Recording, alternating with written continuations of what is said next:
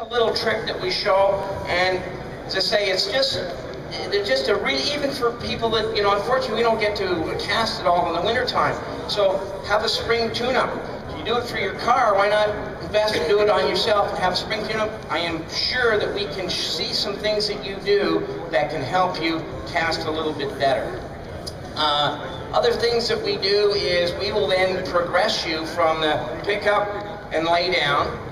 The next progression to that is a false cast, okay? I want to just go back and forth, back. You can see my stops, okay? Then what I'm trying to work on is getting my loops. You see that loop there? I want to get the loop as narrow as possible, because the more aerodynamic I make that loop, the better I can get through wind. It's also great for drying your fly. It's also good for measuring distance. The other reason for a false cast is if I pick up and I want to make my next cast over there, I false cast, deliver. Okay? It's a great cast. The next progression from that is you learn how to haul. Okay? Hauling is simply pulling down with your line hand. And what that does is it actually speeds up the speed of the line, and it loads your rod more. When I say loading your rod, what I'm talking about is bending your rod. Guess what? There's only one thing a rod can do on its own. Anybody know what that is? Straight. So all you got to do is you need to put a bend in it, and then boom, it will straighten, and that's what gives you the velocity to get the line going. So you've got to learn to bend the rod. And that's one thing that happens a lot. People have a tendency to, unfortunately, do a lot of this. That wrist is a real bad enemy for you. You want to be using your forearm, okay? Your upper arm and your forearm. You can use a little bit of wrist, but you've got to be very careful how much you want. What I actually want to do to get nice loops is, if you can see this, this is a casting arc, okay? I need to get my rod tip to go in a straight line path.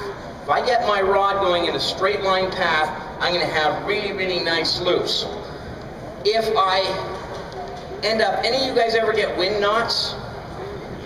I got some bad news for you. They're not caused by the wind, okay? They're caused by a bad cast.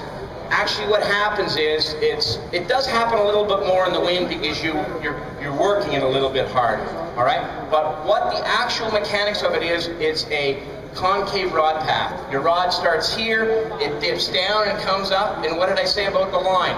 The line follows the rod tip, okay? So you want your rod tip to be going in a straight line. This is what happens with a tailing loop. I'll demonstrate it just in case you've ever seen it before. You just kind of apply the pressure too soon. You see how that, and it wraps around the line and it forms a knot. Bad news for your leader, because you've just reduced your strength of your leader by about half by having a knot in it, all right? So what you want to do to alleviate that is you want to get the feeling of actually pulling the line, not pushing the line. And what happens a lot of times for a tailing loop, it's called your last cast syndrome, okay? You get it out there and you go, bingo, all right? You're just forcing it too much. You don't want to pull any harder on your last cast. What you really want to do is you want to haul a little bit faster, okay? But not shock the rod. You want to have a nice, easy progression, okay? This is an art. Nice and easy. So what I like to do is I like to work with 30 feet. Some of you guys might wonder, well, how much can you shoot when 30 feet? I've actually got my line mark right here. You can see the black mark here. That's 37 feet. That means from 30 feet is from that tip to the end of my fly line. That's what I work with. So it's very easy to pick up 30 feet, move it back and forth, okay?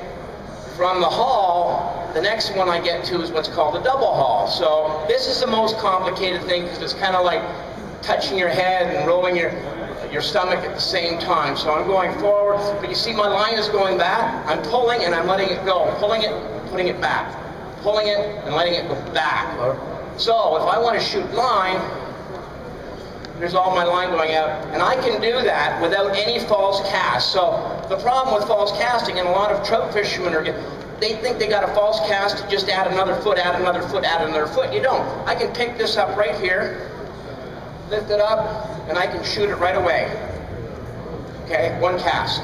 So that's what we want to, I don't know about you when you're out in the river, but what I try to look at is who's the smartest guy out there, or smartest gal out there? Who's working the least? Because I'm getting older, I'm not getting any stronger, so I'm trying to get smarter and figure out how can I do it more efficient.